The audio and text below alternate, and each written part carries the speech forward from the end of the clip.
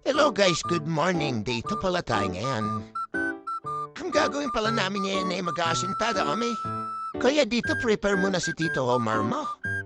Mag-giliw to siya ng butterboard. Butter yung palaman sa tinapay. What?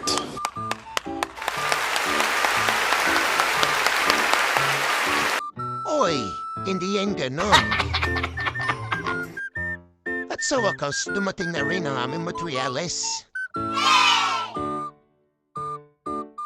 At dito nga ibababa na yung mga simento. Diretso na kaya rito sa taas yung buya.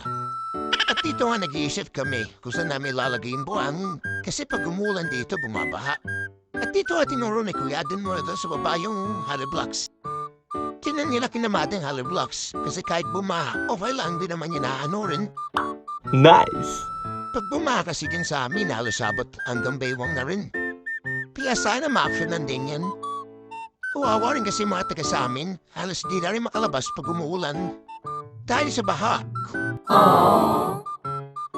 At balik tayo rito sa deliver. At today, ibababa na nila yung buhangin.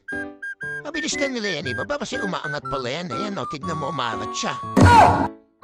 Oh, taga bandok yan. At ito nga, tapos na at bumaba na ang truck. Dito pala yung mag-ahot na kami ng buhangin. Magkahalo na kasi kami na simento kaya inaanda ko na yung mga buhangin. Nice. At dito ay mag-halo na kami. Nire-ready na namin lahat para makapag-umpisa na kami. Mamaya kasi sobrang init na kaya kailangan makapag-halo na kami. Sobrang init na pala ngayon dito sa taas.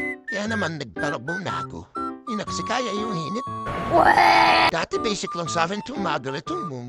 Pero ngayon parang matutayo na ang dugo kasi sobrang init. At ito nga pala nag-umpisa na kami. Una pa rin tagahalo dyan kasi yung tagahalo namin si Papa. Sa baba natutulog ko pula. Ano mo na ginising? Pa, sinananaginip pa. Kayang-kaya ko naman na to. Dito nga sa part na to ay mataas na yung kanya kasintada. At natapos nila nga itong karabilang seg na to. At dito na kami bukas. Ay, ito, share ko na wali. Salamat po.